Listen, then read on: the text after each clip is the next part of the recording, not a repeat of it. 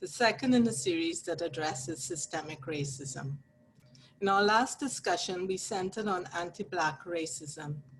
Tonight, we create a space at the table for our Indigenous brothers and sisters and bring the conversation closer to home with a focus on the Mi'kmaq and African Nova Scotian experiences. This is a joint effort of the Office of the Vice President for Equity and Inclusion, Human Rights and Equity Services, Indigenous Action Council, Advisory Council, and the African Nova Scotia Strategy Working Group at Dalhousie. I am Teresa Ray-Jack-Talley, Vice Provost for Equity and Inclusion at Dalhousie, and I will co-facilitate tonight's forum with my colleague, Catherine Martin. June is an extremely important month, and I would like to begin with a few acknowledgements.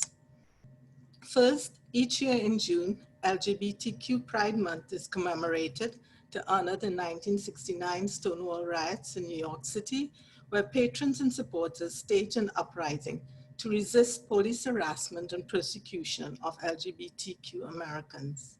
In Canada, we have our own rich history, including the Toronto raids and other milestones of struggles and celebrations of LGBTQ1 over the years. Secondly, at the beginning of any official event of this university, we acknowledge that Dalhousie University is located in the ancestral and unceded territory of Mi'kmaq, and that we are all treaty people. Also in June, we celebrate National Indigenous History Month to honor the history, heritage, and diversity of Indigenous peoples of Canada. Third, in this region, it's also important to acknowledge the histories, contributions, and legacies of the African Nova Scotian people and communities who have been here for over 400 years. For centuries in this province, Black and Indigenous folks have worked in solidarity alongside each other in the fight against colonialism, racism, and state violence. Today, in the wake of what's happening around us, this solidarity and struggle continue at elevated levels, and it must, because despite persistent racial disparities and injustice, including racial violence, there are still some, including prominent leaders in our society and regular citizens, who are unable to accept the idea that systemic racism exists in Canada, and it's not just in the US. Today, our esteemed panelists, and we are so excited to have a very good team with us today, will speak to these atrocities in their own voices, tell of their own experiences from their own perspectives. The examples that they will give illustrate a tarnished history that continues to guarantee and perpetuate racial disparity. The numbers are clear. Black and Indigenous people in Canada are disproportionately overrepresented in prisons and jails. Students face harsher discipline in schools, are suspended at higher rates, and Black and Indigenous individuals are more likely to be shot by the police. But the disparity and disadvantaged outcomes are not only in the criminal justice system. They're in health, education, housing, cultural acceptance, and economic development. Taken collectively, the group effect on Blacks and Indigenous and people of color are indicative of systemic racism. That racism operates at different levels. We tend to focus on the few bad apples and believe that racism is an individual phenomenon. And we tend to ignore the written and unwritten culture, racial etiquette, and practices in organizations and institutions and across institutions that hinder and damage certain groups while benefiting others. This is systemic racism. This is structural racism. So let's talk. My host or co-host for this evening is Catherine or Kathy Martin. Kathy is a member of the Millbrook Mi'kmaq Community Tour of Nova Scotia. She's an independent, international award-winning film producer, director, and writer. And in fact, Catherine is the first Mi'kmaq woman filmmaker of the Atlantic region. She's a past member and chair of the APTN. She has contributed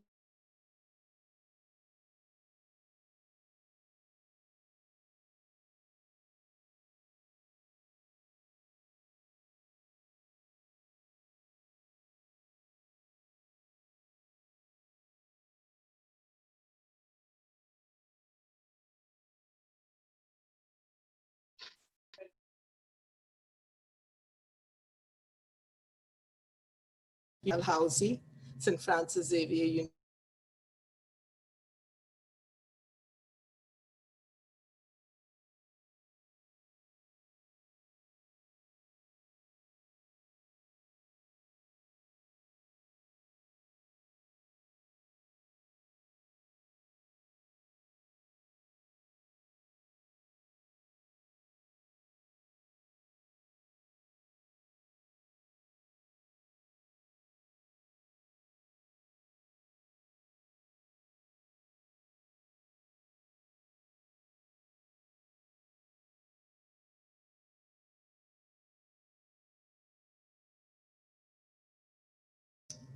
I'm sorry about that. One of the housekeeping is that we will be facing technological difficulties, so please be patient with us.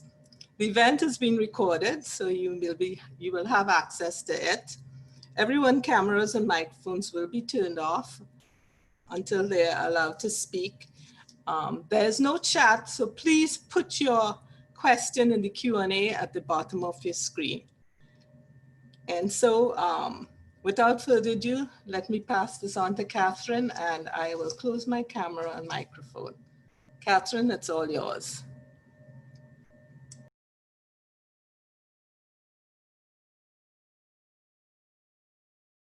Hi, Medawalokdio and Dalhousie. Welcome to the unceded territory of the Mi'kmaq. Can everybody hear me okay? But not see me, I guess? April, can you see me? Okay, because I only see the me welcoming on writing. I'd like to offer a welcoming chant that Sarah Denny of Escasoni taught to me while she was here on Earth. And she told me to sing it whenever we come together as different nations. And it's a welcoming chant, and it's part of my way of sending good vibes out to all of you and welcome you to the unceded Mi'kmaq territory. One no day, one no day, one no day, one no danai. One alia, one no danai. One alia, one no danai. One alia, one no day. One alia, one no day. One alia, one no da. Ego, igane. Ego, igana.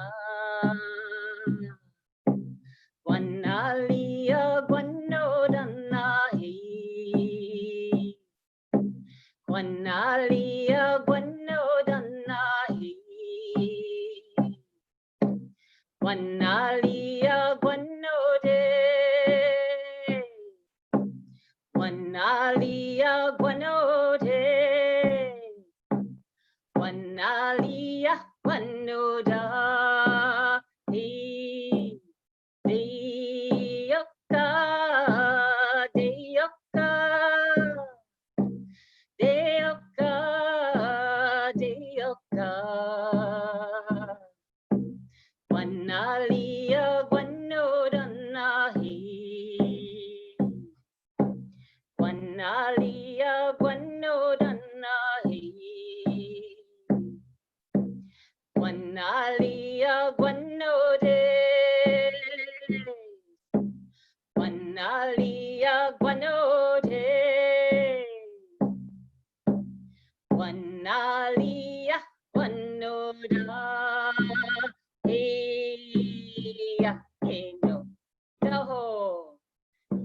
The heartbeat of Mother Earth is in our drum. The drum represents her heartbeat, and it represents the heartbeat of your mother while you were inside of her womb. This is what you heard for at least 7, 8, 9 months, maybe a little more, a little less. But what I've been taught is that in our territory, when you are not just in our territory, but wherever Mi'kmaq or Ulnu go, we're to speak from our hearts. And when we do that, we're speaking a universal language that all people know around the world. And it's also considered the truth because it's our mother's language. So I also drummed to bring us all together as one, so that we might be able to just set aside what we brought in and just come together as one, because we're all here for a reason. Everybody has decided to come and join us for a reason. We don't know what that is, but you're all meant to be here. And I'd like to thank you for taking some time. Well, we have a star-studded group of panelists tonight. I can say they're not just star-studded, but they're bright, shining stars, and many of them are bright lights in our community. Whenever they arrive or come to a place, it just brightens up the room. So I would like to start by giving you some background on our panelists, and also let you know that you can look them up if you want to know a little more about them. Their bios are online. So NAIOMI Metallic is a Mi'kmaq woman from Listigouche, Quebec, from the Mi'kmaq community in Gaspé. She holds a BA from Dalhousie, LLB from Dalhousie, and an LLL, Ottawa, and an LLM from Osgood. And as of June 2016, she is a full-time faculty at the Schulich School of Law at Dalhousie University, and she holds the Chancellor's Chair in Aboriginal Law and Policy and counsel with Birchall's LLP in Halifax. As a legal scholar, she is most interested in writing about how the law can be harnessed to promote the well-being of Indigenous peoples in Canada and conveying this information in accessible ways.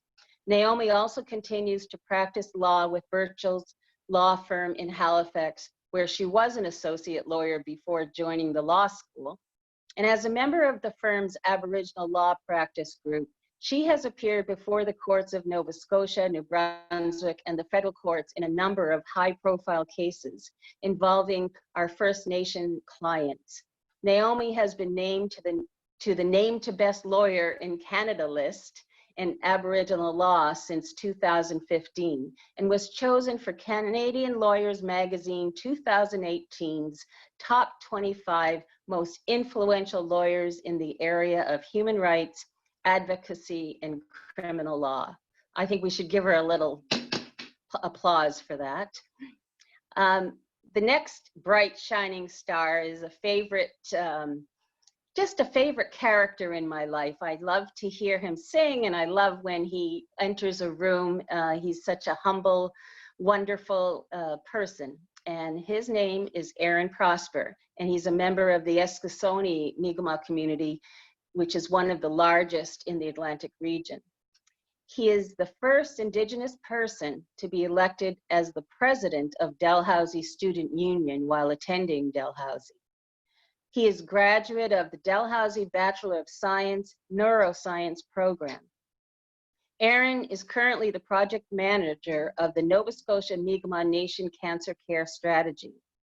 Aaron's areas of research include cancer, epigenetics, genetics, bioethics, and Indigenous health, Indigenous ethics, and research methodologies. He is also a traditional drummer, singer, and a true leader, in my opinion. He's passionate about his Mi'kmaq culture and a well-respected advocate for us. Welcome, Aaron. Michelle SYLLIBOY, thank you so much for taking some time out of your difficult time of life when you're doing your PhD. Michelle's an award-winning author and an interdisciplinary artist. Michelle SYLLIBOY Ulnu Mi'kmaq was born in Boston, Massachusetts, and raised on her traditional Ulnu territory in Waikokma Bay, Cape Breton. While living on the traditional unceded territories of the Musqueam, Squamish, and, it's like Watuq nations. Maybe she could help us with that. SYLLIBOY completed a Bachelor of Fine Arts at the Emily Carr University of Art and Design, and a Master's in Education from Simon Fraser University. She's currently a PhD candidate in Simon Fraser University's Philosophy of Education program, where she's working to reclaim her original written hieroglyphic language. Her collection of photography and Mi'kmaq or Ulnu hieroglyphic poetry, Giskaje, I Am Ready, was published by Rebel Mountain Press in 2019. And it won, just the other day, the Indigenous Voices Award on June 21st on Aboriginal Day. And I'd like to say congratulations to you. I've also had a lovely opportunity to be at one of her shows in Newfoundland, and I really enjoyed her work. Okay, Robert S. Wright. Robert Seymour Wright is a social worker and sociologist whose 29-year career has spanned the fields of education, child welfare, forensic mental health, trauma, sexual violence, and cultural competence. A clinician, academic, administrator, he has always integrated his work delivering direct practice clinic services to clients with teaching and supervising interns and promoting lasting systemic change through social policy advocacy. His extension pro bono work gave birth to the People's Counseling Clinic, a nonprofit mental health clinic. He was one of a number of members of the African Nova Scotian communities who led the charge to have the practice of police checks acknowledged as a legal practice that it has always been. I have a feeling he's probably right where he should be today, right now here with us. Pauline Jones is an Indigenous African Nova Scotian woman whose community dates back over 400 years. She has worked here in Mi'kmaq. She has worked with diverse local and global communities on social justice and equity issues, and she stays involved in many grassroots initiatives.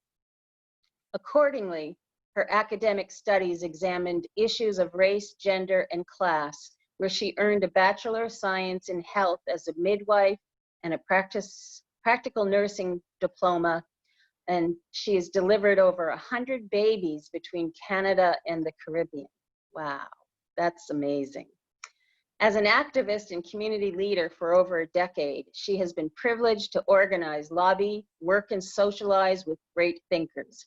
Her father, Dr. Burnley Rocky Jones, was one of her great contributors, having been an internationally recognized activist and lawyer.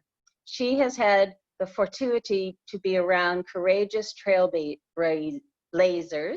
and after finishing her midwifery degree, she went on to do her master's in lifelong learning at Mount St. Vincent.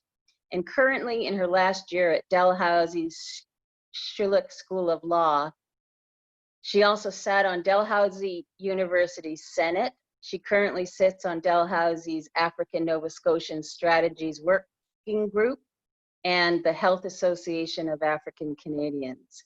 Another person who I'm sure is supposed to be right here, right now with us, and we're going to learn a great deal. So at this time, I would like to welcome and ask NAIOMI Metallic to begin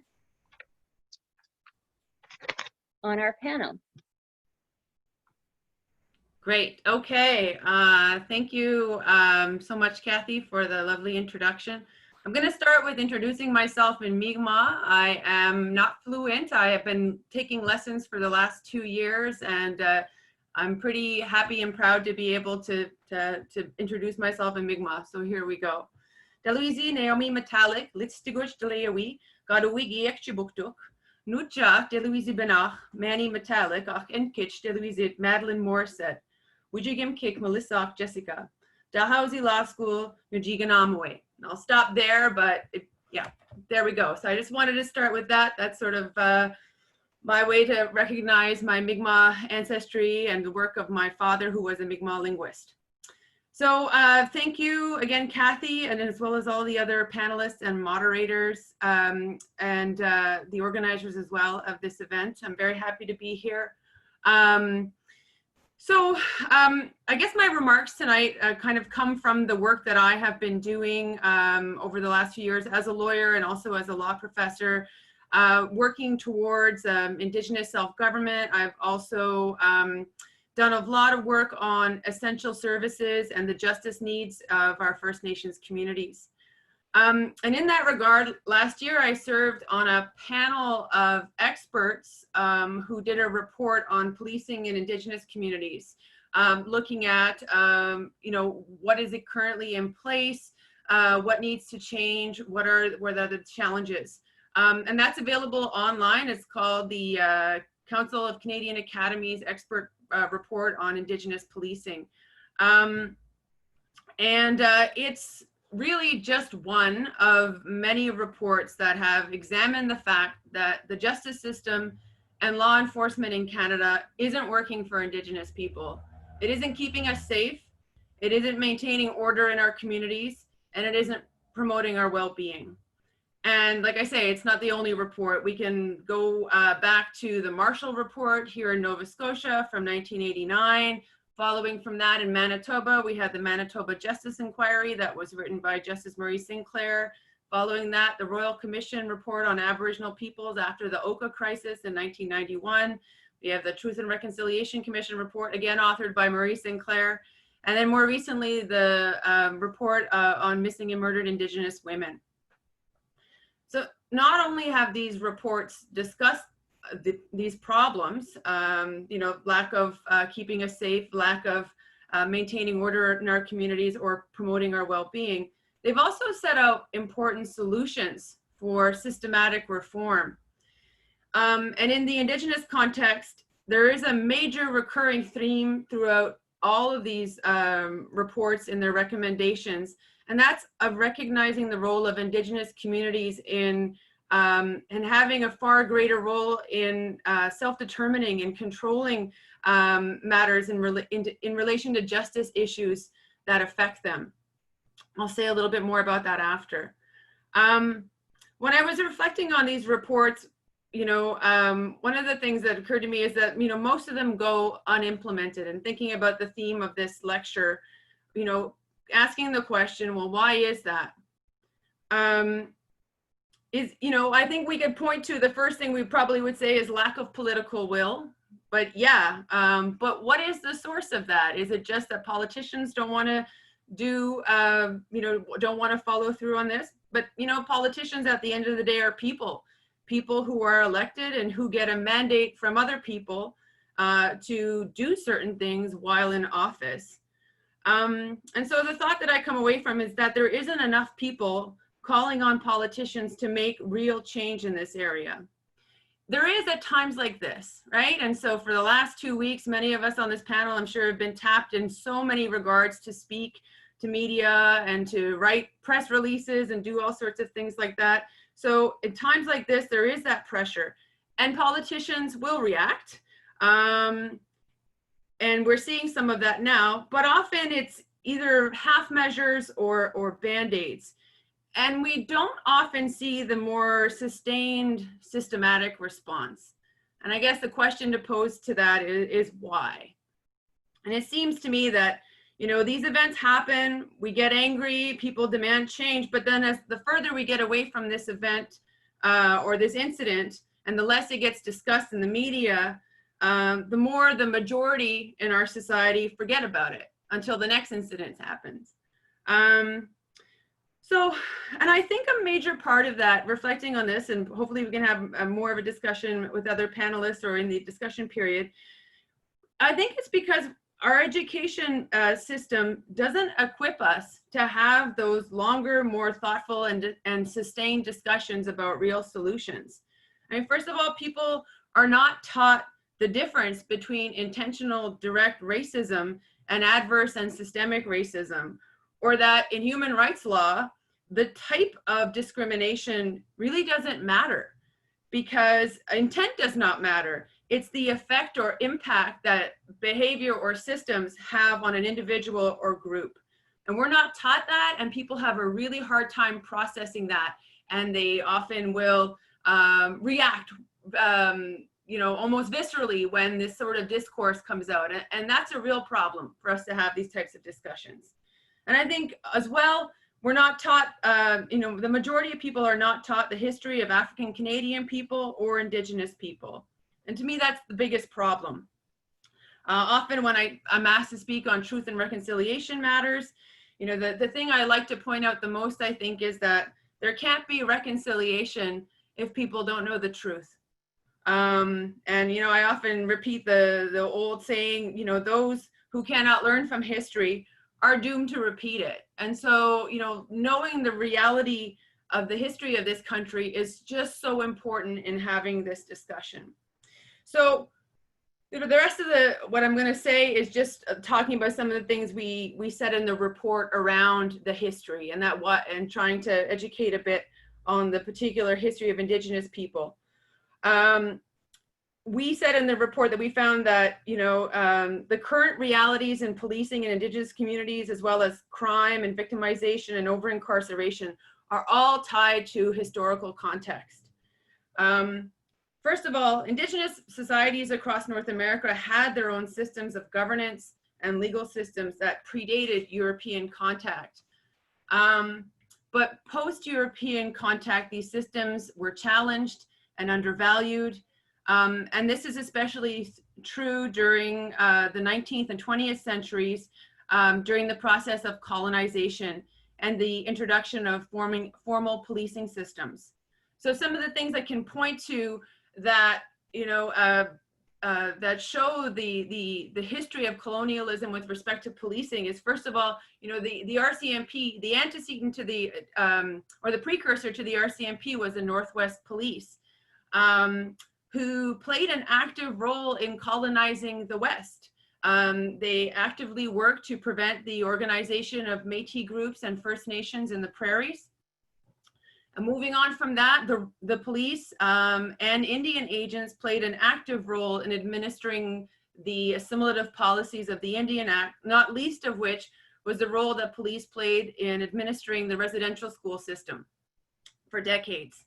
We could also point to policing in the North, and you know, how there were several allegations of sexual improprieties and abuse in RCMP who were posted in northern outposts. Also, massive issues of shooting of sled dogs of the Inuit people. So it goes on even into more modern times, and we see this. And, you know, before COVID, if you think back to what was going on in January of this past year, think of what was going on in BC and Wet'suwet'en territory, and the role that the police have played and continue to play in you know, policing protest and protecting non-Indigenous interests, often usually economic, with respect to business interests. So this whole tapestry of events really does affect, you know, situation, circumstances today. I think it affects how Indigenous people perceive Canadian police officers. And I think it also certainly affects how Canadian police officers see Indigenous people. There is a significant need for better training of officers to be sensitive to and aware of this history. And there's also a significant need for them to be held accountable for their actions. And there's certainly, I feel, lots of room for improvement in our police systems in Canada. But that's really only a part of the solution for Indigenous people in Canada.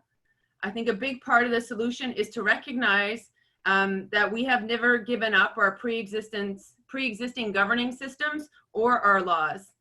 They have been affected by colonialism, no doubt, but they can be revitalized and used to help us maintain safety, order, and well-being within our communities.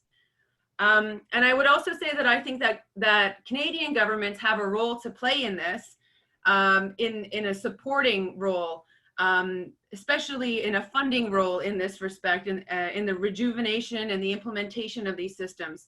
And I say this because they had a role to play in attempting to destroy these systems, so I think that they have a role to play in rejuvenating these systems as well.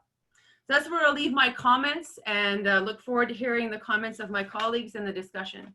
Thank you. Thank you very much, Willallen. Now that's a great start, and it's always good to get some history. Our next guest we'd like to just move along is Aaron Prosper. All right, thank you, Catherine. So I'll try to speak loudly. I know I only have 10 minutes, so I'm essentially going to try to get right to the point. I don't often write down my thoughts, but to be as concise as possible, I wrote down everything. Before I make my remarks, I'd like to make a special note to the families of Rodney Levi, Chantel Moore, and Brady Francis. And, you know, I pray every day that those families see the justice that they deserve. So yeah, so to get right into it, and, you know, in keeping with the spirit of our panel and the title, Speaking Truth to Power, I'm going to try to the best of my ability to do so. Just a few weeks ago, I seen a blog at the Dalhousie Student Life webpage that contained the title, 12 Anti-Racist Books for White People. I found this blog to be, well, interesting. We can all assume that such a blog is in response to the killing of George Floyd and the widespread demonstrations across North America that have been addressing issues like racism and police brutality. Of the 12 books mentioned, one in particular stood out, which was titled White Fragility, Why It Is So Hard for White People to Talk About Racism by Robin DiAngelo. To be completely frank, I find this post quite ironic and paternalistic, because it was only 3 years ago that Dalhousie University was publicly shaming, scrutinizing, and attempting to discipline Masuma Khan for referencing the very same text in a Facebook post where she was attempting to respond to the significant hate mail and death threats she was receiving from white supremacists, or should I put it more bluntly, white domestic terrorists. If this institution is going to, quote, speak truth to power, let us address one of the most public and recent incidents of systemic racism in this institution. And the fact remains that Dalhousie University has yet to issue any formal apology to Masuma for the harm it has caused her and her family, and has failed to recognize the legitimate ways in which the institution's actions in 2017 put her life at risk, not only then, but even to this day. I can attest to how this has put her life at risk, and others, including myself, because I've personally been witness to the hate mail and death threats she would receive on a regular basis. When I was the DSU president, hate mail and death threats was almost a weekly issue. And there was honestly days when coming to the campus that I would wonder if today would be the day that Dalhousie Student Union would become the next École Polytechnique. And, you know, to, I guess, put this into perspective, the idea of issuing an apology to Masuma is not a new or radical idea. If you look in the November 27th minutes of the Dalhousie Senate, it's actually asked specifically in that meeting if a formal apology would be issued, and it never was. This past fall, the official Dalhousie Twitter page did issue a response to Masuma in the form of a subtweet to one of her personal posts, but to be completely honest, relegating an apology to a subtweet is completely inadequate and offensive.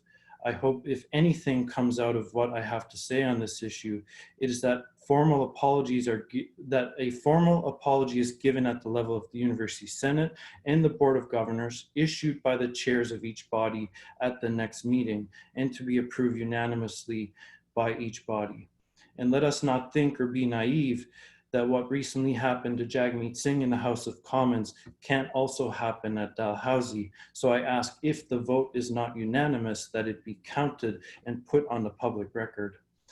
The next thing I'd like to address is the fact that within Indigenous and Black communities, attempting to address systemic racism and the lack of supports for BIPOC peoples within academia is not a new conversation of the 21st century. These conversations have arguably been going on since the beginning of European contact and the beginning of the racist colonial ideology of terra nullius.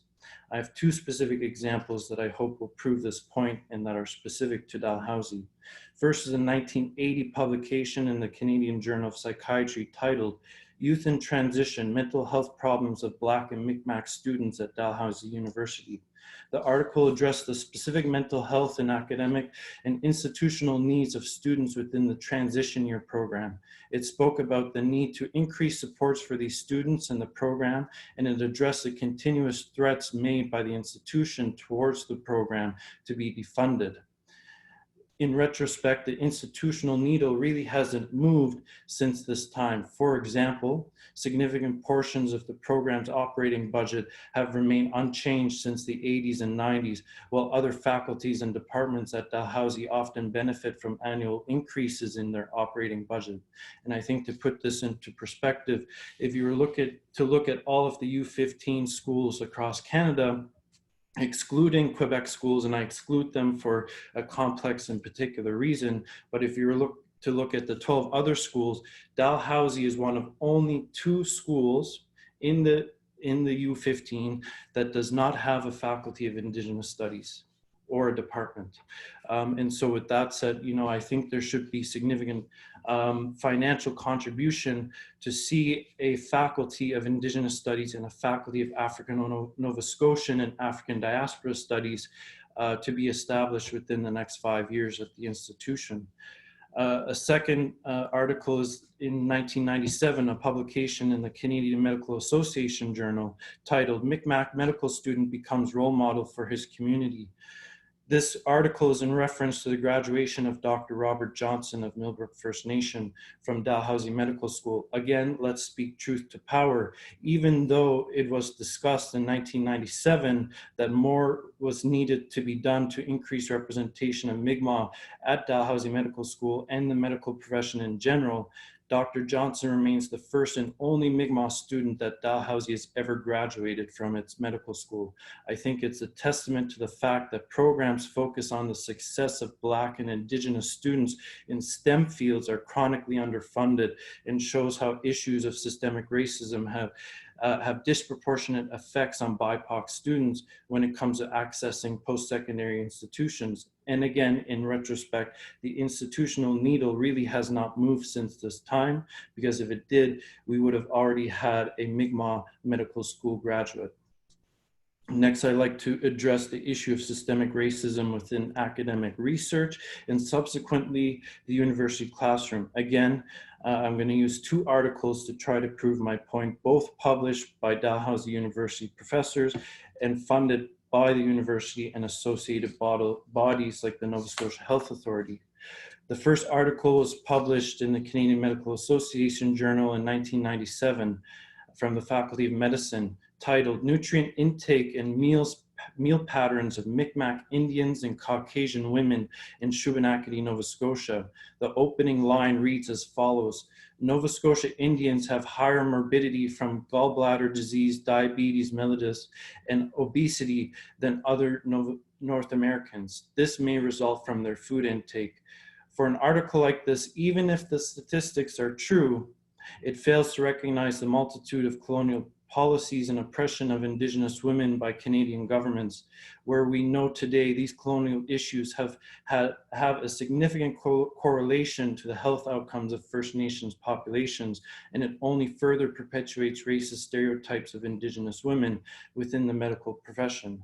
The most harmful of these racist stereotypes is the idea that any issue, health-related or otherwise, that an Indigenous woman faces is of her own making, not that of the systems of oppression she must live under, which is A, completely false, and B, racist, full stop. The next article is a little bit more recent, published in 2007, again from the Faculty of Medicine in the Departments of Pediatrics and Pathology. It's titled An Autosomal Recessive Form of Alagille-like Syndrome That Is Not Linked to JAG1. In short, the article investigates the presentation of a genetic mutation within a Mi'kmaq family that is associated with a particular liver disease. One quote in the article states, "The high degree of consanguinity and the consistency of disease presentation in affected children in this kindred are most strongly suggestive that it is the result of an autosomal recessive disorder that is likely the result of a founder mutation." To translate the jargon, this basically translates to saying that the disease presented in the studied Mi'kmaq children is a result of high rates of inbreeding by their Mi'kmaq parents, and the article goes on to indirectly suggest that genetic diseases of similar etiology are a result of high rates of inbreeding within First Nations populations. Again, it shows a failure on the part of academia to address the significant colonial policies and oppression faced by Indigenous peoples, and further perpetuates racist stereotypes of Indigenous peoples. For example, residential schools, 60 scoops, the changing of traditional Indigenous names, and the destruction of traditional clan systems by the federal government and Christian churches, just to name a few. What makes this particular article even more problematic to me personally is the fact that the photos of the children presented in this article are distant cousins of mine, who are now young adults, and that this article is still used to teach genetic concepts at Dalhousie University. I know this because I took this class in 2018. It's called Biochemistry 4835, Human Genetics. And I think you would be hard pressed to find a white student that would have to sit through a class listening to the professor further perpetuate racist stereotypes about your people, let alone your own family. They could begin, and again, let's speak truth to power. If these departments wanted to start addressing systemic racism, they could begin by either entirely removing this section of the class, or by using it as an opportunity to teach students about how colonial policies and oppression have negative impacts on Indigenous peoples in the field of genetics. The last thing I'd like to address is my personal opinion about the problematic nature of land acknowledgements. To be clear, I'm not trying to reduce the positive intentions from those who do use land acknowledgements. However, I'm speaking as a young Mi'kmaq man. I find such public statements to really have no substance and often are very paternalistic. What does it really mean to say we recognize and acknowledge the unceded and unsurrendered territory of the Mi'kmaq, and that we are all treaty people? To me, it would seem to suggest that the Mi'kmaq people have an inherent right to a veto, specifically when it comes to development of lands and resources across the province, especially with respect to Crown lands. Well, the fact remains, we know that this is not the case, aside from perhaps being included in chronically underfunded and inadequate consultative processes. And the idea that we are all treaty people, I think is just completely false. And to prove this point, I want to highlight clause 4 from the 1752 treaty. It states the following: it is agreed that the said tribe of Indians shall not be hindered from, but have free liberty of hunting and fishing as usual, and that they shall think a truck house needful at the river Shinakadi, or any other place of their resort. They shall have to the same built and proper merchandise lodged therein, to be exchanged for what the Indians shall have disposed of, and that in the meantime the said Indians shall have free liberty to bring for sale to Halifax or any other settlement within this province skins, feathers, fowl, fish, or any other thing they shall have to sell, or they shall have free liberty to dispose thereof to the best advantage. Even though it has been over 20 years since the Donald Marshall Jr. decision that recognized that Mi'kmaq have the inherent right to a moderate livelihood under the peace and friendship treaties, I can guarantee you, if you go to any Mi'kmaq community in Atlantic Canada, you will find members of our community that are harassed on a regular basis by the Department of Fisheries and Oceans, the Department of Natural Resources, and the RCMP. This includes the seizing of fishing gear from Mi'kmaq people, with the DFO almost never, never moving forward to press charges.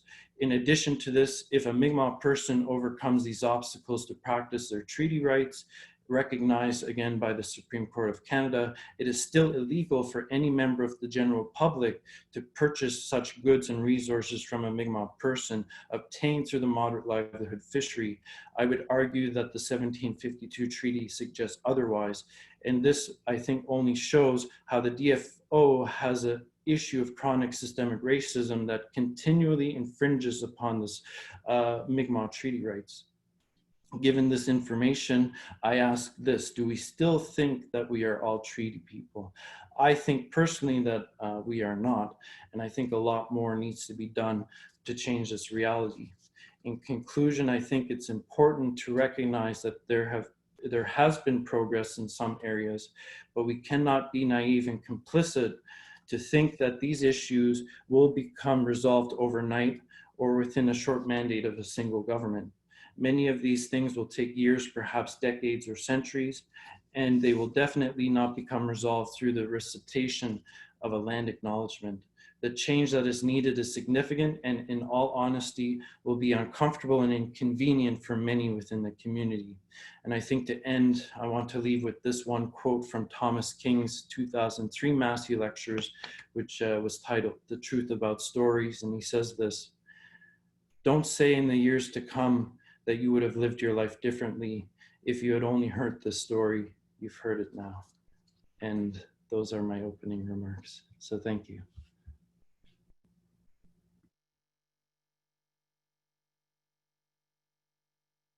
Well, Alan, Nida, that's awesome. And you're one of the people that I watch all the time and feel hopeful about our future. So, well, Alan. Now, we're going to go on to Michelle SYLLIBOY. One of my relatives. I think all of you are, but anyway, I'd like to introduce again Michelle SYLLIBOY.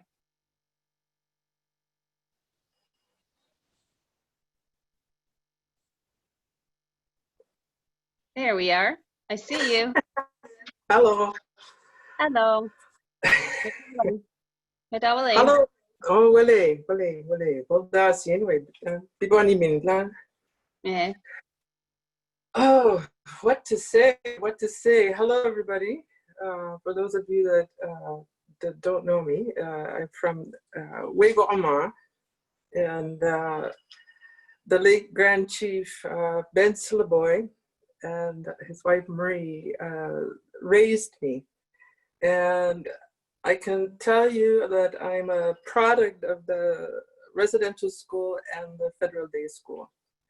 And I wanted to acknowledge my background because it has influenced me greatly as an educator.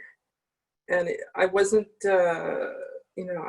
I made it a point in everything that I've done is to raise these issues whenever I write or whenever I have discussions with artists across Canada or on the other side of the world. And I think it's important that, and nothing has changed. I'm in my 50s now, and a lot of things that we're talking about today was discussed, in the 60s, it was discussed in the 40s, it was discussed in the 70s. Heck, it was discussed in the early 1600s when, John Cabot showed up on our shores and decided to call us, Mi'kmaq people when we were Ono. So, if we're going to discuss and talk about systemic racism, we need to go back to the core and to the beginning of when we started to hang out and have conversations with the settler. And we can't, erase. We can no longer erase our historical narrative as Mi'kmaq people, or as First Nations people across the country, because that is one of the things that we've been fighting for since the beginning of, ever since we can have these conversations as educated people who want that voice at the table, or who are fighting for the rights, you know, who are fighting for the land, who are fighting to maintain their cultural existence. And what's going on today, the conversation has gone further than I've ever seen. And I really thank the Black Lives Matter movement, because they have put the conversation all over the world. There are people all over the world who marched in support. And I sat back and I realized this movement, well, it's not new. We've been, you know, having this discussion for a long time, but now it's, you know, the joy of, you know, the internet and the power of social media and the power of being able to be connected as people across this, you know, Mother Earth,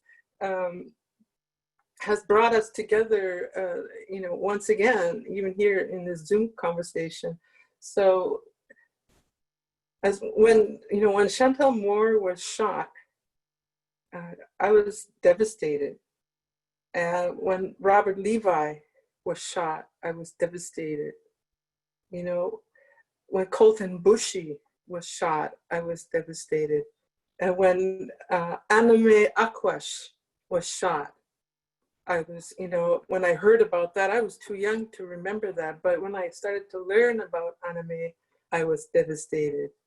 And those stories that keep reoccurring over and over have brought us to a place where, what can we do as people who are trying to fight systemic racism? And don't, you know, if you're uncomfortable listening about our stories, then you have to really ask yourself, why am I uncomfortable? And what is it that I'm being triggered by?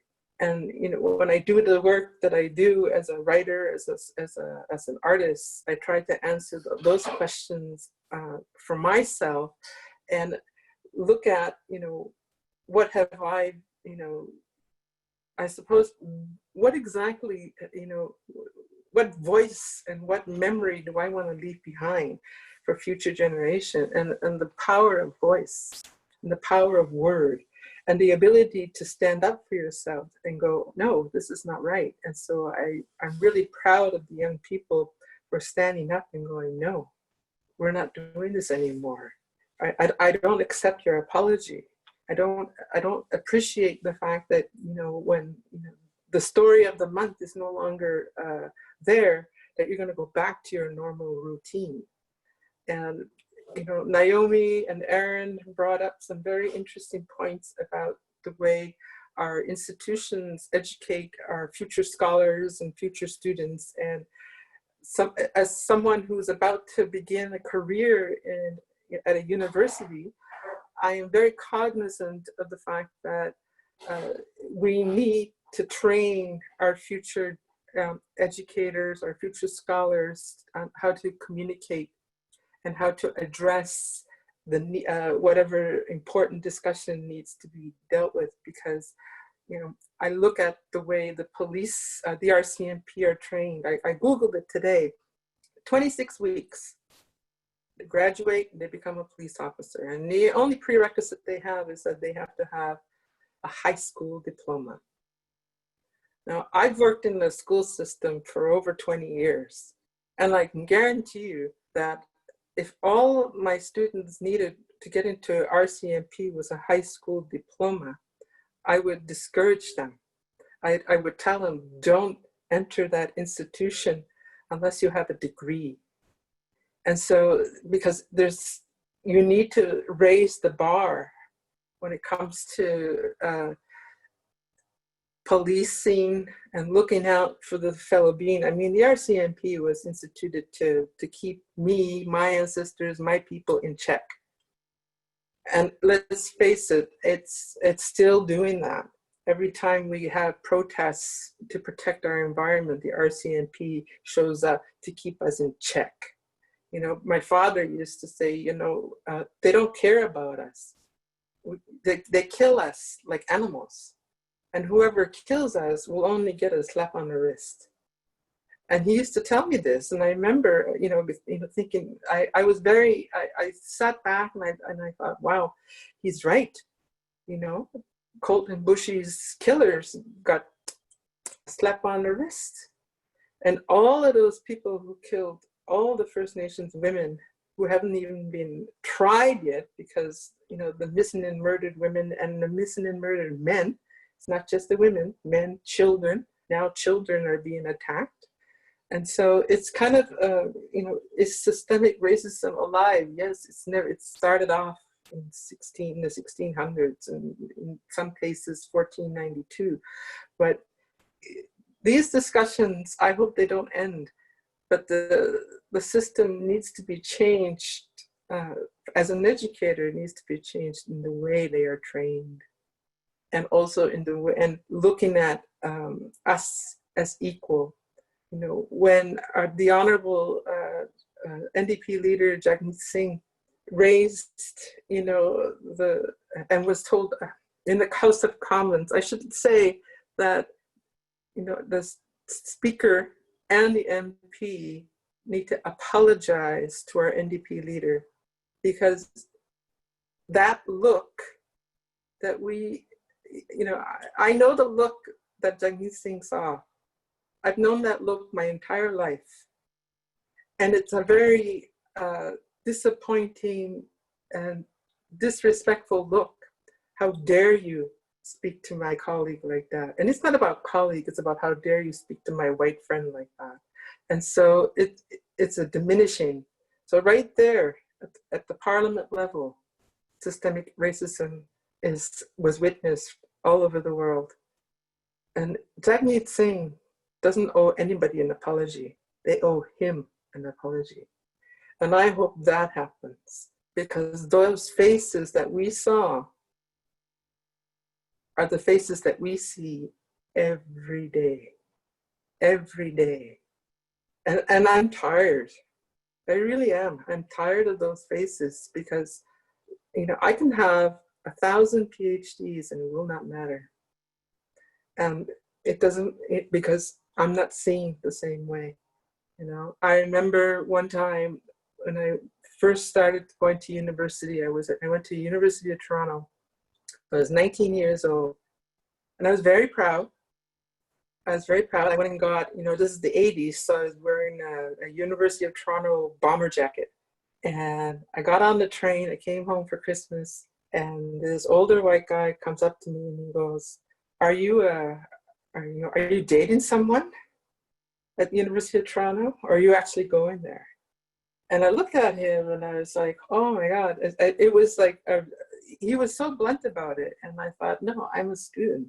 And he didn't believe me. He just waved me off. And I've had that, I know that look and I know that wave that our Honorable MP Jagmeet witnessed. And it is that wave and it's that look that I would love to not see anymore. And we have to have that discussion. And if I am blunt about feeling uncomfortable, I'd like to be able to be in a safe place to say, you know what you just did was unacceptable. But I can't do that because I fear for my life. And I fear for the fact that there are people who walk, on the streets in the city. I have a friend, my elder friend, who's Japanese Canadian in Vancouver, who has to deal with, racism because of this COVID on a daily basis. And she's 72 years old and she doesn't feel safe in the city of Vancouver because people yell at her or call her down. And so these conversations are so important. And I'm very honored to be part of this panel, and thank you. And I'll let the other speaker come on so we can have more discussions. Oh, Walalin. Okay, awesome. I don't know if that's a good word to use, but I'm going to use it. It is awesome. We get to go next to Robert S. Robert Seymour Wright. And I'm looking forward to hearing from you, Robert, again. How you doing? Good, thank you, Kathy. It's so good to be here with you. I am just really comforted and by the other panelists, and to have been sharing this space with them and to have been blessed already by their words has been very comforting. I guess I want to start by saying I want to acknowledge that all of the panelists today, all of the participants, are people who are Black or Indigenous people of color, and that this has been an especially troubling time for people of color. And people who find themselves in leadership in those communities carry a particular burden right now. And so although we are here to share and to share our perspectives in this learning environment, I also want to acknowledge that we also carry our own trauma and our own needs into this space. And so I want to just thank the other panelists for being willing to share during this time. I was really glad to hear Michelle reference, things ancient, going back to 1490s and the like. And that's because I want to talk a little bit about the origins of what I think are what I think are part of the origins of the white supremacy that we see that is forming this systemic racism that so dramatically and negatively affects Black and brown bodies and Indigenous peoples in Canada. And I'll apologize that it takes us back to great ancient history, right? And mind you, I'm only going to start at the 15th century, in the mid 1400s, really. That was the time when Catholic popes began issuing decrees designed to give the heads of state of Christian Europe more power to effectively conduct the crusades against non-Christian nations, particularly those nations that were occupying territories of religious significance to Christians. We call those places the Holy Lands, and you'll remember that the crusades were designed to try to liberate the Holy Lands from heathen peoples, right? So the reason why warfare was not effective was because warfare was governed by chivalric codes and other kinds of codes of warfare when one group of people engaged and were at war with another. And so basically, to make the Crusades more effective, the popes began to issue decrees that changed the nature of warfare. These decrees laid the foundation of what would later be called the doctrine of discovery. This doctrine being really the substance of white supremacy that is at the root of all the problems we're seeing fomenting across North America today and even across the world.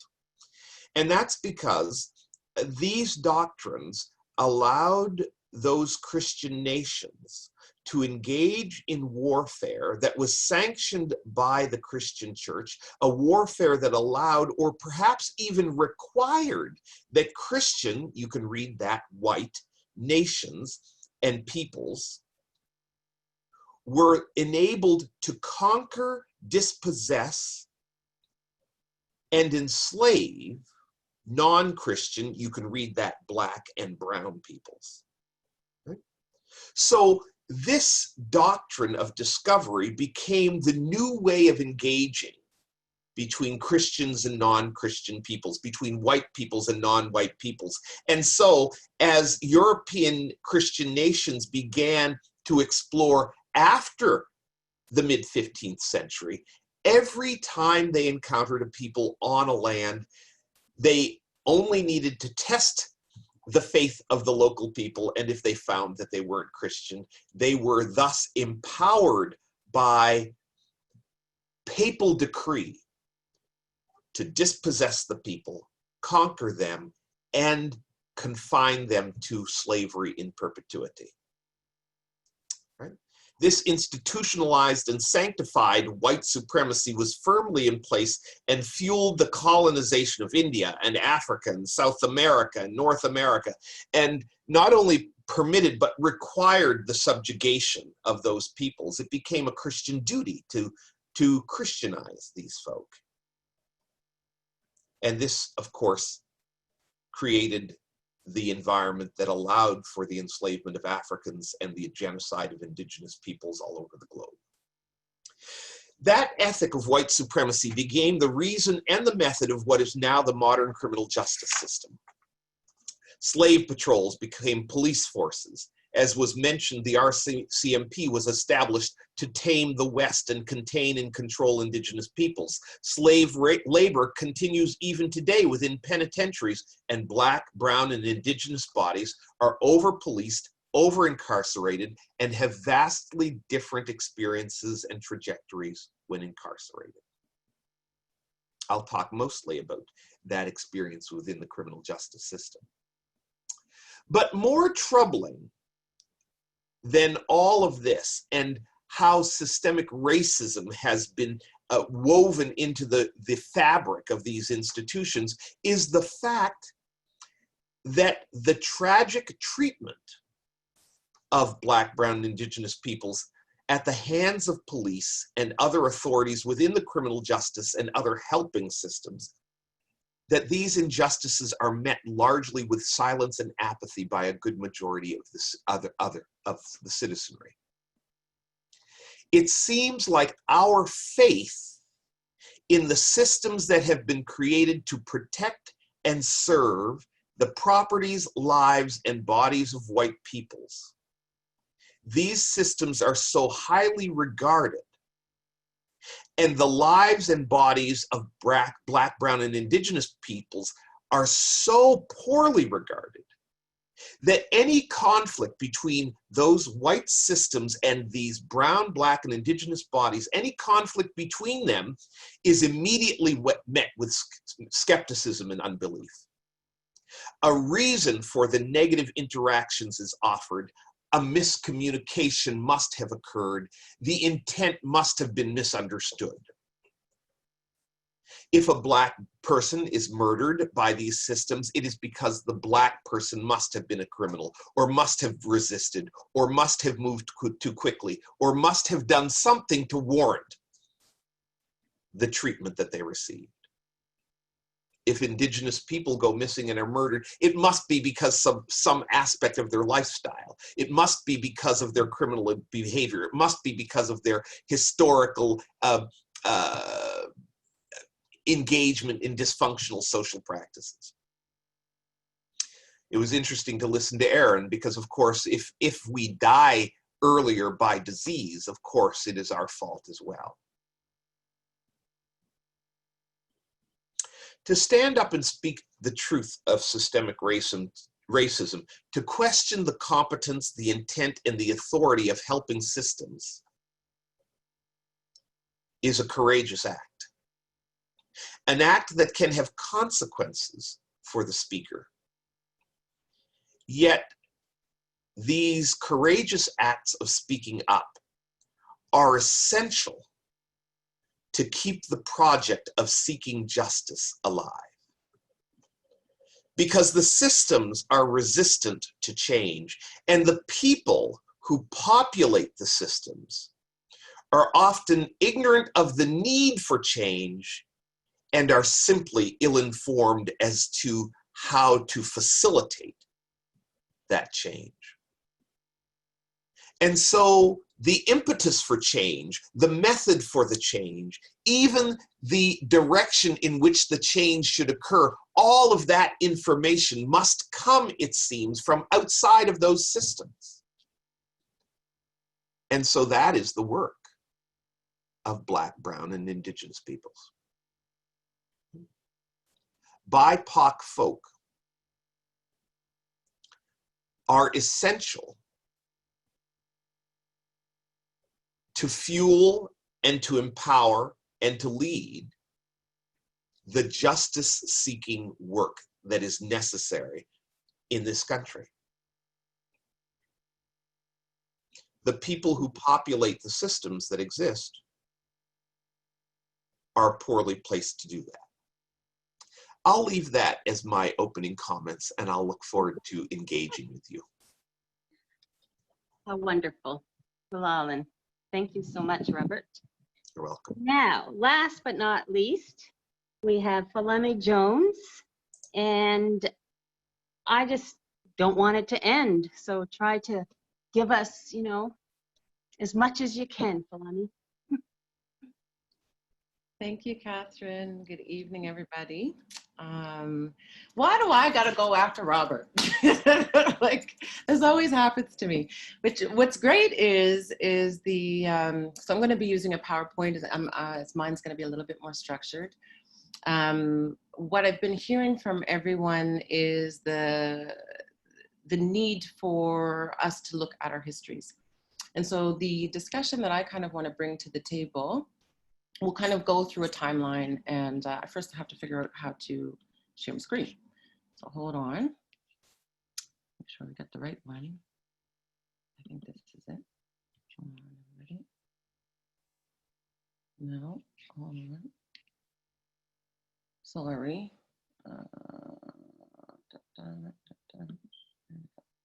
We have somebody trying to probably help you out too.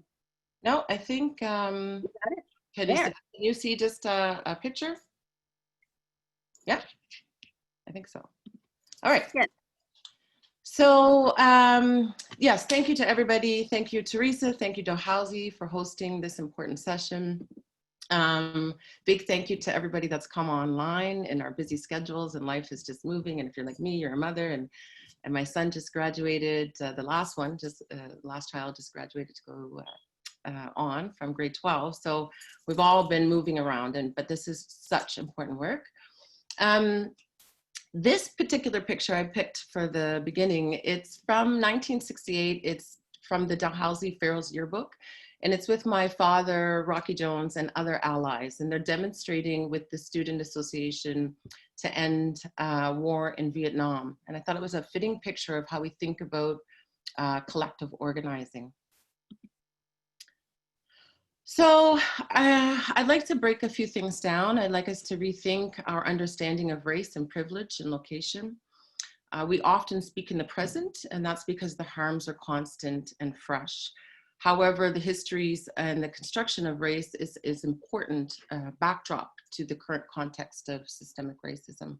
So I want to explore a few notions and timelines. To be clear, I am not a historian. This is not my area of study, nor am I an expert on race. What I am is an African Nova Scotian woman, a mother, and I have my lived realities. I'd like to look a little bit at the impacts of systemic and institutional racism on African Nova Scotians. And then hopefully we can think of further in our discussions and consider our roles as individuals, both socially and politically, as forms of agency and change.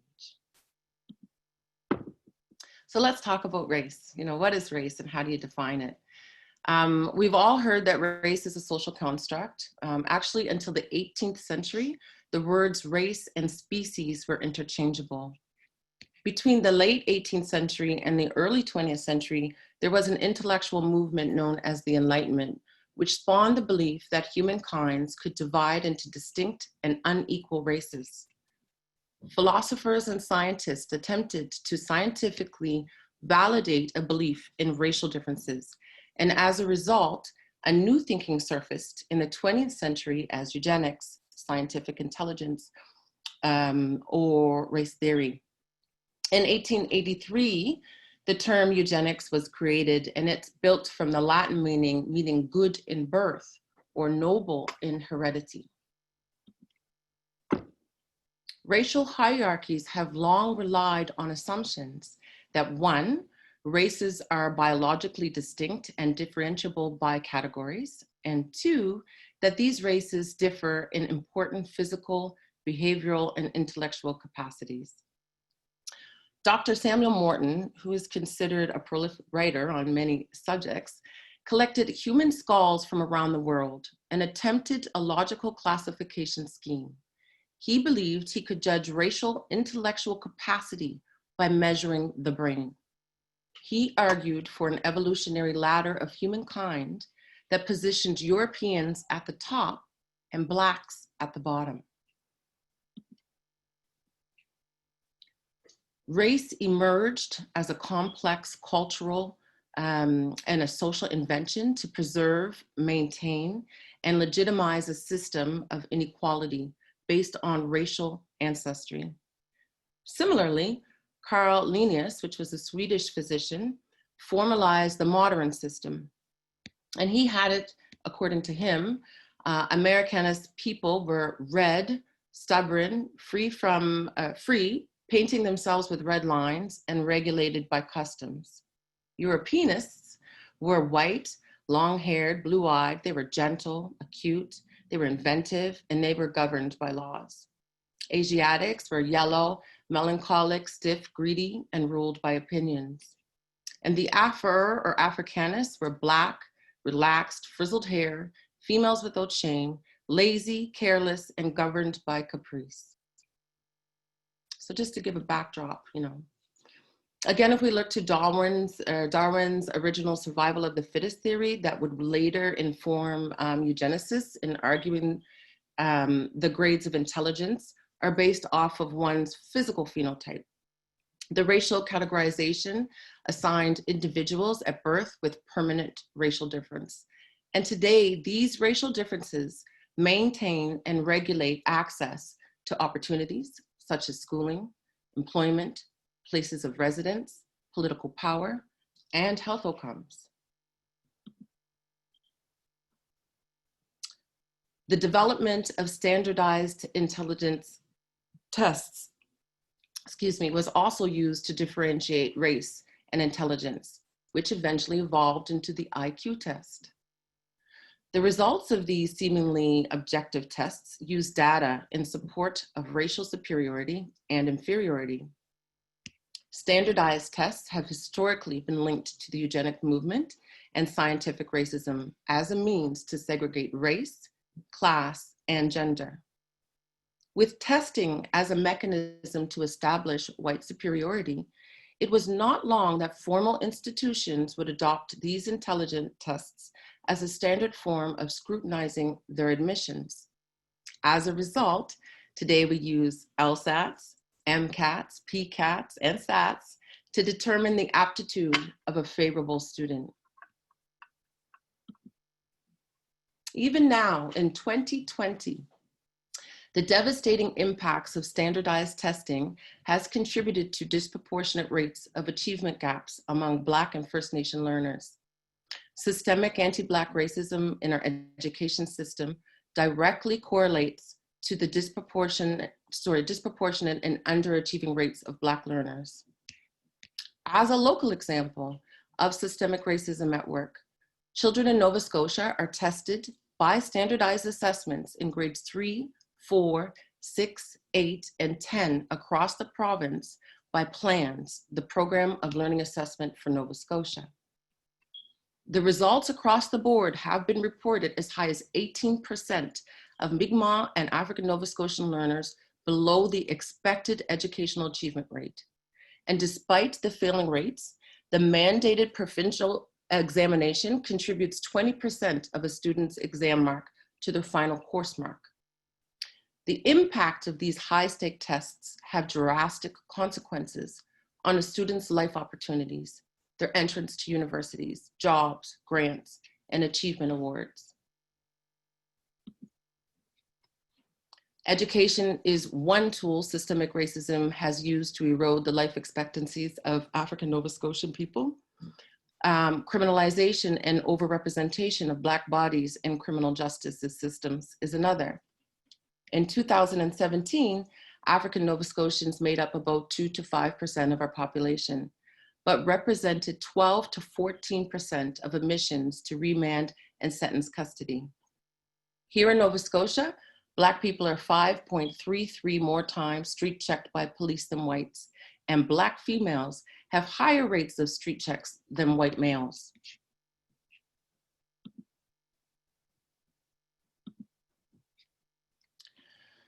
Systemic racism and the continued prevalence of normalizing whiteness has forced African descended people into lower paying employment positions, few to no managerial positions, to which many positions rely on merit. Low income and wage gaps in Nova Scotia are as high as 18.7% for African Nova Scotians, in comparison to white Nova Scotians at 7.8%. To make this conversation more explicit, Dalhousie University is not immune to systemic racism. There Be Counted in 2018 census reported on 3,189 employees. Of that, 957 staff responded as Dalhousie Faculty Association. 0% of those were African Nova Scotians or Mi'kmaq. Similarly, the 100 responses of senior administrations, 0 were African Nova Scotian. The 721 responses of the Dalhousie Professional and Managerial Group, 0 were African Nova Scotian or Mi'kmaq. Shamingly, the highest percentage was 5% for African Nova Scotian and Aboriginal people under the NSGEU Local 99. And the common positions were utility service providers, custodians, locksmiths, and painters. One more. Race dominates our personal lives. It manifests itself in our speech, our dance, our relationships with neighbors, and our friends. Race determines our economic prospects. It permeates our politics. It alters our health and our wellness. So so what might we do to redress that individually, socially, politically? We're getting down. We're getting down to do the difficult and vulnerable work that is necessary for the critical change. Recognizing this problem, as I heard from others, is older than the dawn and will still be waiting there for our grandchildren. So we need to think both long-term and yet find those low-bearing fruits that for those immediate changes. Institutions must examine their operations and structures to assess for systemic inequalities and bias, be accountable, have mechanisms in place to assess and evaluate progress. As a tangible example of institutional efforts and commitments to change, Dalhousie is responding to these equity concerns and has implemented a strategic direction with inclusion and diversity as one of the university's critical priorities under Chapter 5.2. We now have an African Nova Scotian strategy at Dalhousie. I am a law student who is supported by the Indigenous Black and Mi'kmaq Initiative here at Dal.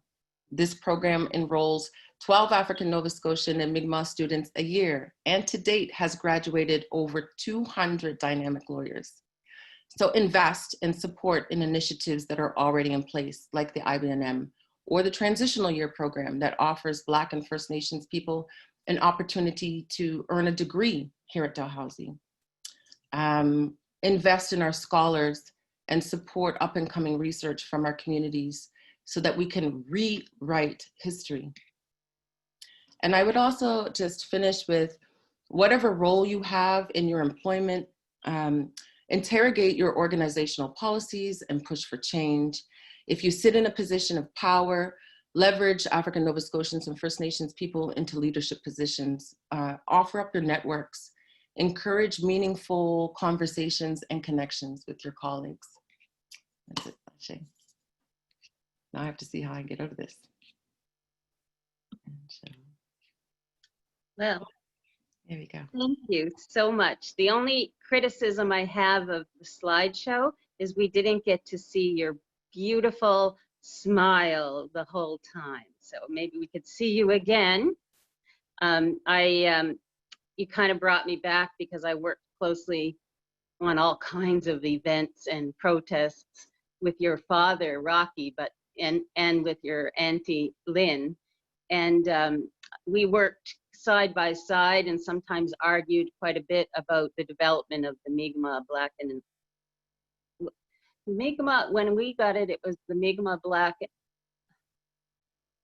and Indigenous Law the Mi'kmaq Indigenous Black and Mi'kmaq program. So the IBM, and then that got changed. But your dad and I and several other members of the both communities were behind this. And then, of course, your dad went to law school, along with several others from our community who, you know, at age 50, 60, went into law.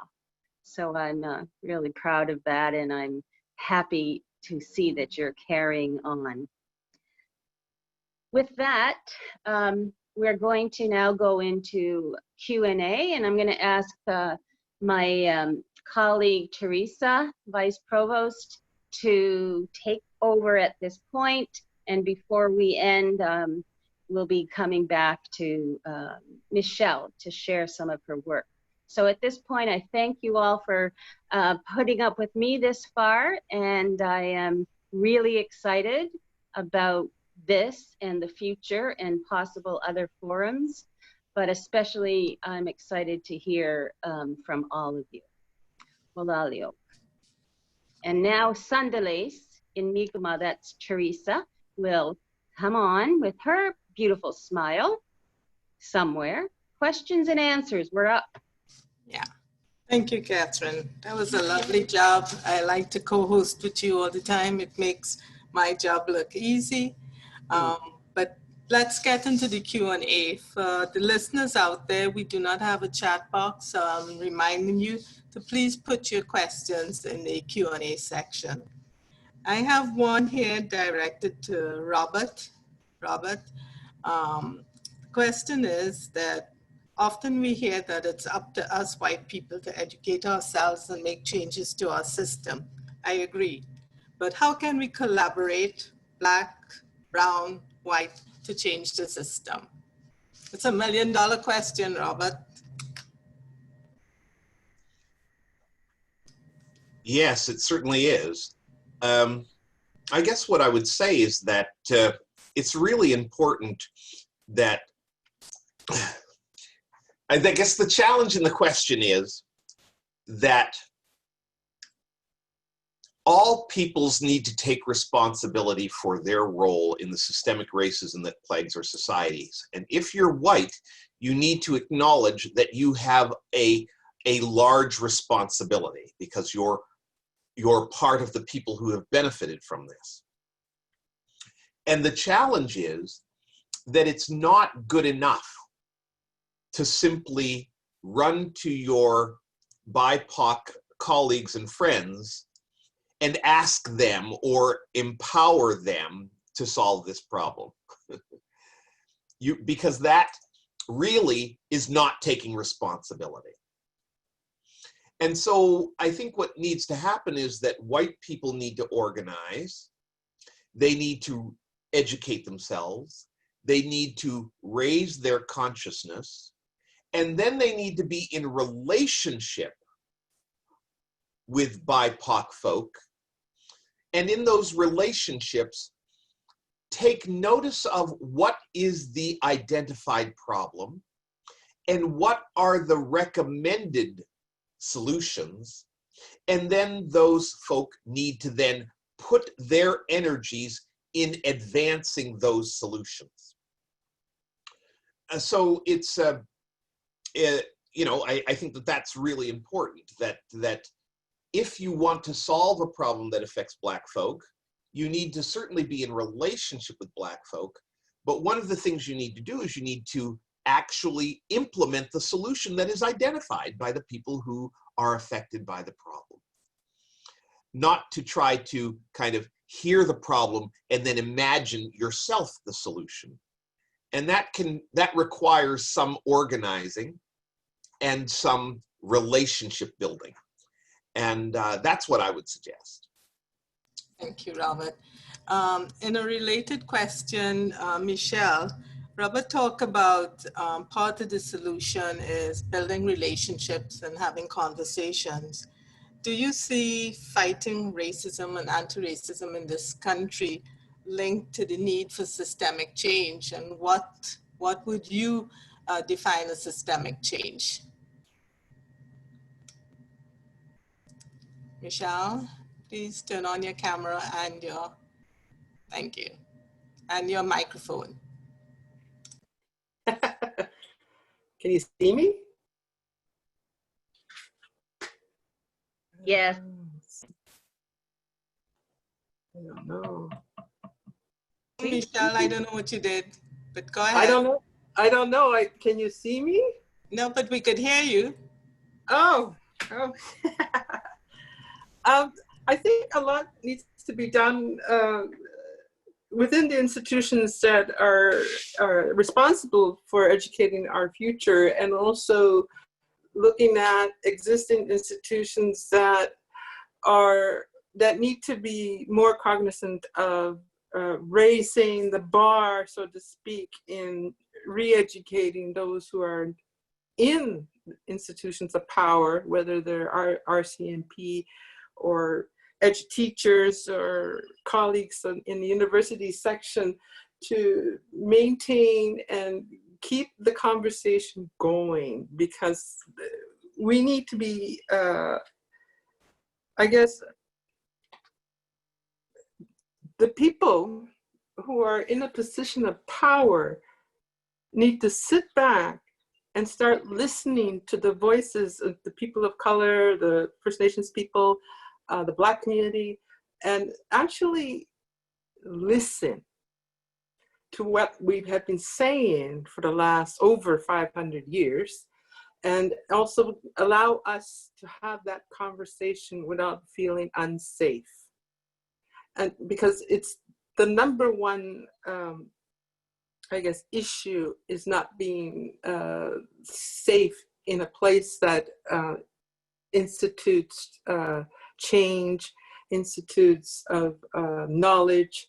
I mean, as an educator, I've worked in school systems from kindergarten all the way up to university level, and I've experienced racism from people that I was completely surprised, because I thought, wow, I thought educators were great human beings, but being a child of the federal day school system, being a child of a residential school survivor, that is not the case, because I've had to come to terms with my own healing, and also recognize what it is that I need to do to create that conversation. And I'm sorry you can't see me. I don't know how to switch this camera. I apologize for that. So That's okay. You come in and out, but your voice is wonderful, and that's the important thing. I want to throw this question either to Aaron or NAIOMI. It talks about, how do you see Indigenous self-governance and sovereignty addressing issues of systemic racism?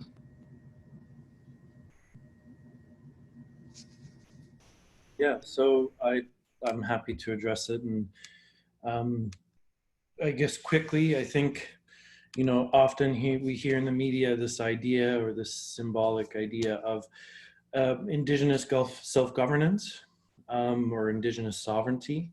I do recognize that this does occur within communities in some complex ways, but in a sense of addressing it through the lens of systemic racism, or the systemic oppression of Indigenous peoples, and the failure to actually recognize Indigenous self-governance, I would say that, self-governance really is not a thing. It's kind of a falsehood. We have this, what I would call a pseudo self-governance. In my opinion, if you look internationally, to any self-governing nation, they have some core fundamental rights of that government. One is they have a critical landmass in which they govern over. They, two, have the ability to create policies and the ability to elect their own leadership through whatever means they wish to do so. They have the ability to tax their own people in whatever way they wish to do so. And the last bit is they have the ability to determine who is and is not part of their sovereign nation. And when you look at that, if you apply that premise to Indigenous people and Indigenous self-governance, Indigenous people aren't afforded that opportunity. When you look at critical landmass, Indigenous people only have some governance over what's 0.2% of all of the land in Canada. We have no right to a veto, especially with Crown lands. When you look at our ability to make governing policies, still to this day, we are governed by the Indian Act, and every single band within Canada must adhere to the Indian Act and go through the federal minister to obtain permission to put forth any kind of policy or resolution that would govern their people of that band. So how can you be self-governing if you have to go to a federal minister of Canada? Taxation is illegal. So no Indigenous government can tax their own people. Many governments within Nova Scotia, in particular, member to Chief Terry Paul, has said publicly that he wishes Indigenous communities had that right. We don't have that right. And the fourth point, the ability to determine who is and is not a part of your community. The frank fact is that it's still governed within the Indian Act by the federal government who is and is not Indigenous. Indigenous people do not have the right in Canada to determine who is a part of their community. And I think as a result of those very issues, you have things like the issue of Eastern Métis.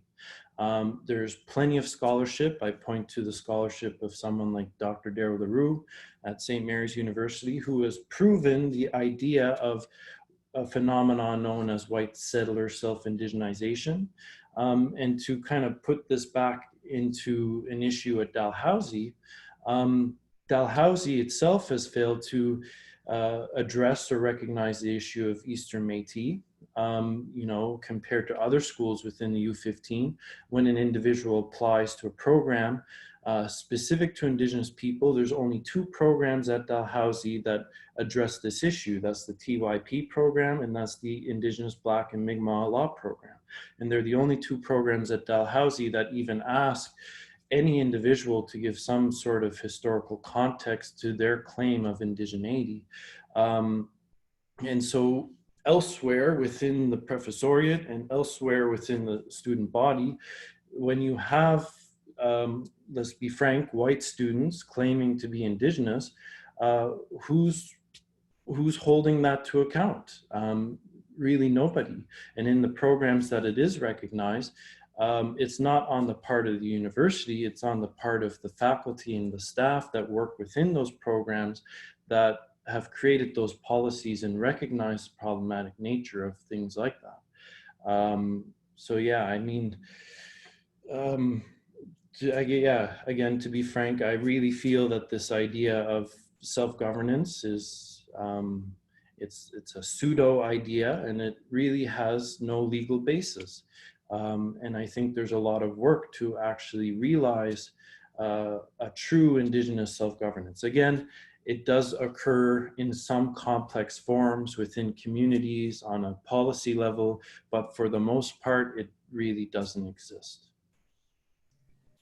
Thanks, Aaron. And I have to say this, your critique of Dalhousie makes us even proud that you are a Dalhousie graduate. Mm-hmm. And it only makes us stronger to develop and grow as an institution. So thank you for your commentary in the beginning and now. Naomi, did you want to add something to that? Yes. Just get my video started. I won't add too much. I think Aaron's point that, you know, the right of self-government is largely unrecognized in Canada. There are some examples, but it's fairly piecemeal, extremely slow. I guess what I would say is that I see, you know, this question of self-government and its role in systemic, its relationship with systemic racism. I think the fact that self-government is not, you know, recognized to any large extent in Canada is itself, you know, very much speaks to systemic racism in Canada and goes right back to what many of the panelists spoke about terra nullius and doctrine of discovery. It stems from all of that. And in fact, we like to pride ourselves on how Canada's always better than the United States, but the United States has recognized Indigenous self-government and self-determination in a far more expansive way than Canada. And I essentially see it as a human rights issue, that the failure to recognize Indigenous self-determination and self-government is a human rights issue. Sections 3 and 4 of the UN Declaration on the Rights of Indigenous People speak to those as really fundamental to the collective and individual human rights of Indigenous peoples. The last, I think, point I'll make on that is that what's tied to that also is the real another sort of connected human rights issue is the massive underfunding and neglect of Indigenous issues in this country. So all those issues are sort of tied up in the systemic discrimination for sure. Thanks. I have a question, well, several questions directed to Fulami. Fulami, a question directed to you as an African Nova Scotian woman and in relation to the diaspora, what do you see that the university can do to advance Black women's achievements? Yeah, I think kind of piggybacking off of what Catherine was saying earlier in terms of what women carry. I think that Black women in particularly and Indigenous women, BIPOC women, we sit uniquely on the margin. We're gatekeepers of knowledge and we're the caregivers of children, and our children are our future leaders tomorrow.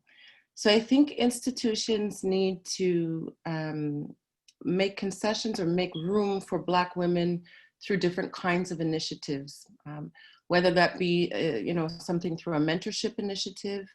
I think they need to look at alternative study routes that allow for raising families. I think that we need to rethink the admission process.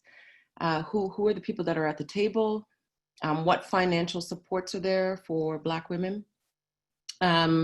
Accrediting community activism. There are a lot of women, and as Robert was saying earlier, that we're doing our own work. We're constantly in community, and there's no recognition for that work. And many people go their whole life in activism world, and there's no recognition for that. So I think that we need to think differently about that. And perhaps there's a way that institutions like Dalhousie can develop courses that would support or foster that. Maybe even just alternative spheres of how we learn. Community can learn in community, and maybe coming to the institution as it isn't a place for learning under the context and thinking of it through the lens of systemic racism. Maybe the learning also needs to happen with people that resemble and reflect you. And then even in terms of the self-governance, I think that there is a way to think about how we might learn or who we learn with. And so, yeah, I think there's lots of room. If that answers your question. Thank you. If we don't get to all the questions, please feel free to email us at the HRES website.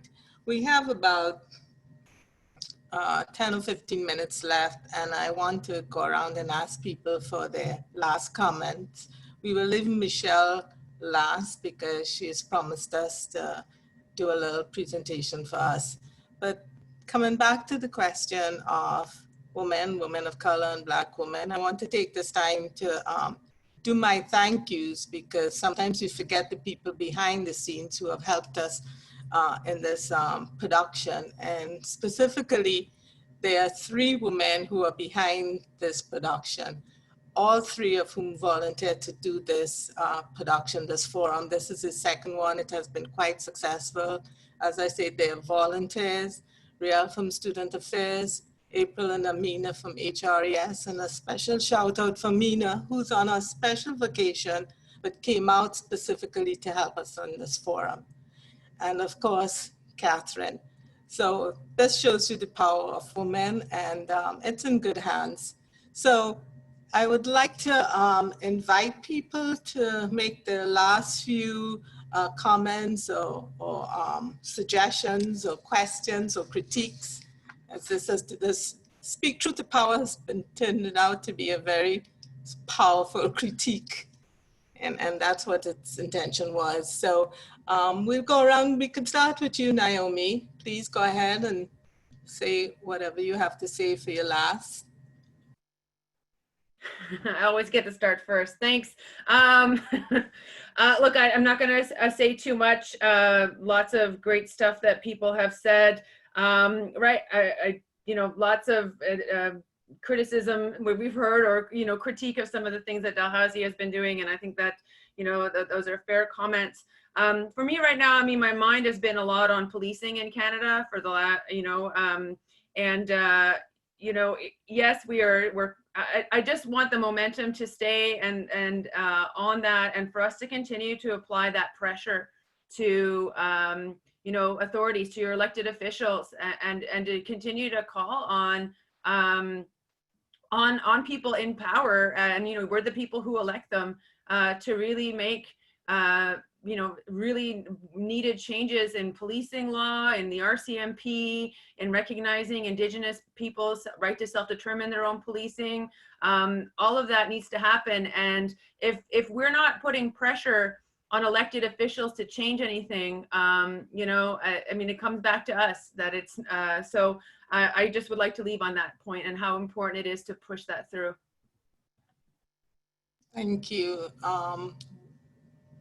Aaron? Yeah, so can you hear me? Or yeah, I see Teresa. Yeah. Okay, yeah, I guess just to close, in my language we say, well, Untitled Chapter, thank you for taking the time to listen to our words and what we had to say.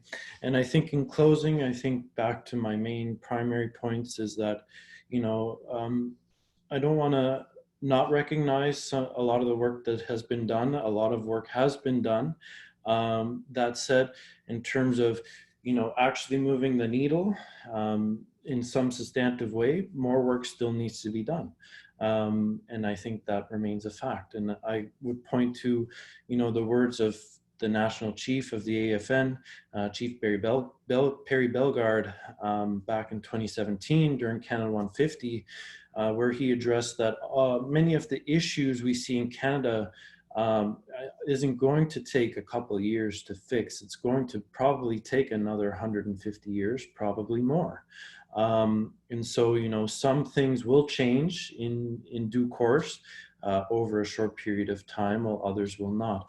And then I think specific to my critique of Dalhousie and the need for a faculty of Indigenous Studies, I say faculty because that's what it needs to be. It doesn't need to be a department. It needs its own standalone faculty of Indigenous Studies and a faculty of African Nova Scotian Studies and Studies of African Diaspora. The dead stop, it needs to be its own faculty. It should not be relegated to a program or a department. And then I think to speak to the reason why I excluded Quebec universities from my initial critique, the reason being is that the exclusion of Indigenous studies from Quebec universities, I think, has its complex roots in some of the systemic racism issues that exist with the idea of Quebec nationalism and Quebec separatism, which in and of itself is a completely complex and problematic issue. I would point to the recent bill within Quebec regarding the bill 21 regarding religious symbols. That has its roots in Quebec nationalism, no doubt about it. And I think the exclusion of these studies in those schools are associated with that in a complex way. That's why I excluded it. But I think it's really a shame that outside of Quebec, the 12 schools in the U15, there's only 2 schools without a department or faculty of Indigenous Studies, and that's Dalhousie, and that's the University of Waterloo. And to put University of Waterloo into perspective, it's surrounded by 3 other U15 schools that have a faculty or department of Indigenous Studies, and that's Western University, University of Toronto, and McMaster University. And so geographically, that area of Ontario is adequately represented when it comes to Indigenous studies. And so I think more needs to be done on the part of Dalhousie AU15 school to have a department of, or a faculty, sorry, of Indigenous studies. Thank you. I'd like to pass it on to Robert and then Fulami, and then we'll end with Michelle with the last word. I'd use my last couple of minutes to answer a couple of questions that came up. One black man asks the question, how do you deal with the exhaustion of fighting this fight? And I would just say this to people who are in this fight, that if you're a BIPOC individual, remember that you don't need to consume all of the images, you do not need to consume all of the media, and you do not need to be on the front line of every protest. This work is about your life and preserving your life, and you also have a responsibility to do that. Someone asked the question about meaningful conversations as well, and one of the things that I would say is that my idea of a meaningful conversation of Black people being in meaningful conversation would mean that the words that are spoken by Black folk are actually heard and believed and implemented into policy. The street checks example is a very, very powerful one. There were some very learned individuals and there was widespread agreement in the Black community that street checks were illegal, that they needed to be banned, that the street check practice was racist, and that it affected us disproportionately. The statistics were there to prove it.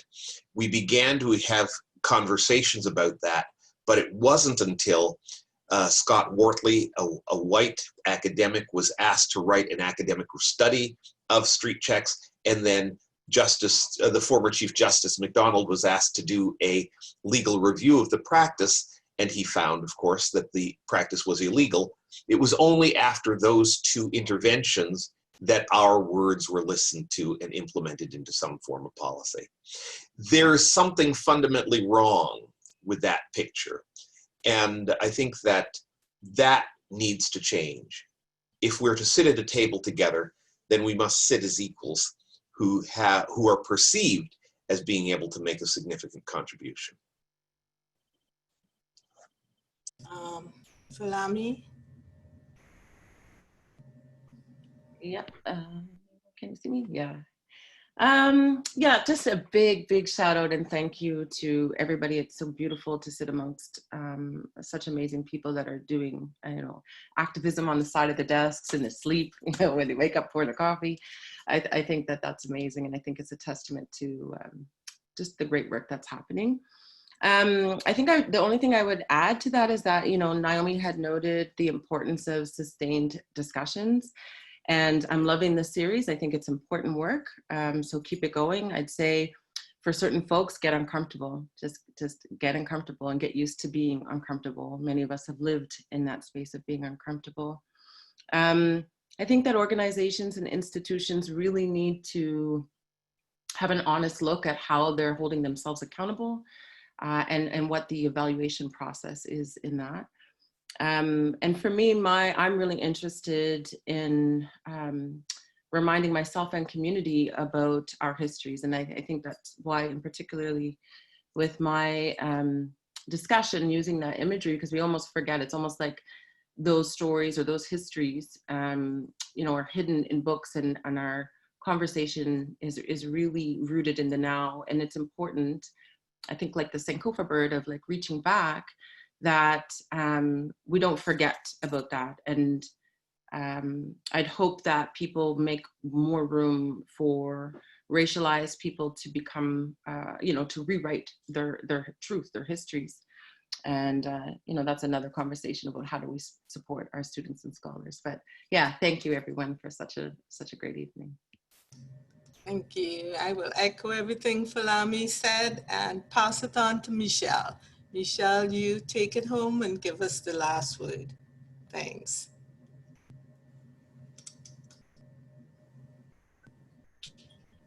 All right. Let's see. Here we go. All right, well, thank you very much. And thank you everybody on the panel and Dalhousie. I appreciate this invitation and this opportunity to take part in this. I'm going to be starting at St. Avex this fall, and I'm going to be paying attention to what I need to teach from my perspective as an artist. And so, and allow these conversations to occur and learn. And so I'm going to share this poem that I wrote back in 2009. And it was a response to international elimination of racism. And it was written after a situation occurred with one of my students at this university that I was working at. And she was devastated because somebody that she respected rolled their eyes and looked away. And I wanted to respond to that rolling of the eyes, and also respond to the last, the systemic racism that has occurred since colonization began. It's a very important way of, you know, poetry for me gives me my voice, and also, you know, put words to what I cannot always say in person. So, anyway, oh, and this background, 40,000 years is a long time, was taken in Australia. I was there in March, and I thought this mural was very powerful, so I thought I'd share that. Stepping on intellectual sacred grounds, charismatic symbols can be deceiving, reaching out beyond arm's length. To a world that is hidden, we meet them in stairwell parties, coaching, reciting outdated belief systems on purpose. Racialization is my uninvited genetic makeup, constantly changing, collecting stories of unseen particles, representing a repetitive warning sign waiting to be buried. It's hard work to know every native. Like your signature, ignorance is not always bliss. Across Mother Earth, First Nations people are weary at day's end from unwanted conversations. My body language screams personal space. The same way stepping on intellectual sacred grounds topples belief system. When you rolled your eyes and looked away, you revealed yourself forever. Resolute like dust balls that roll across the desert, creeping along until the wind carries them away without a care in the world. Did it really make you feel important? This self-imposed exile is not my wish. To see myself in a corner where no one can hear my cries, my pain, or see my self-worth. My birth is political, controversial. Yes, this land is my land. Your sense of entitlement does not give you the right to insult me with words forced upon me since birth. I don't wear my culture daily, I live it. I don't hide my culture, I feel it. I'm proud to be fluent in my language, sing the songs taught to me as a child, understanding what is sacred, what is meant to be shared. Niskam.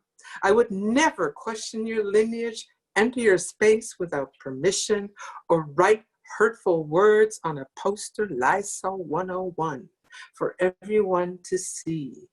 I guarantee an uprising would occur if we turn the table. Here we are in the 21st century, still at a place where people who appear different are affected at every turn. Western society is not comfortable hearing the truth. Instead, they write new laws. denying us the privilege in a dialogue or issue that you see as harmful to your bottom line. Well, silence no more. You need to know someone a moment ago with brown, black, yellow, white skin was mentally, brutally raped. Someone with white hair was pushed aside. Someone who is disabled was ignored. Someone who speaks a different dialect was ridiculed. Someone who loves the same gender was ostracized. Imagine if you went through this every day. What kind of a world would you see? Fortunately, there are martyrs in this world carrying truth across the threshold of peace and kindness, traveling for the sake of learning, carrying the wisdom of their ancestors through the people they meet, sharing songs, stories, by allowing us to be aware of our gifts, our cultural strengths, our resiliency. Have mercy on those who have no idea what it's like to be different or not different at all. My strength guides my spiritual awareness. Solid burdens once carried, released, ignorance set free. Enemies no more. These gifts that make us stronger are whispers of peace that keeps us alive. Remember them in your dreams. Remember them when someone is still learning. Remember them when someone is born. Remember when they move on to the spirit world. Ancestors who came while writing these words, the breath of ancient air floating through my home, through my dreams, acknowledging my existence by tapping on my shoulder late at night. It's because of them, silence is not an option anymore. Daho, Dalho. Thank you, Michelle. And thanks again to all the panelists and all the participants who have tuned in. This could only be a success with your participation. We take all efforts to make sure that our panelists consist of faculty, students, staff, and community members. And this shows true partnership. So look forward to the next on the series and the forum, Speak Truth to Power, and keep speaking truth to power. Have a blessed evening and all the best for the weekend. Take care. Bye. Namoltas.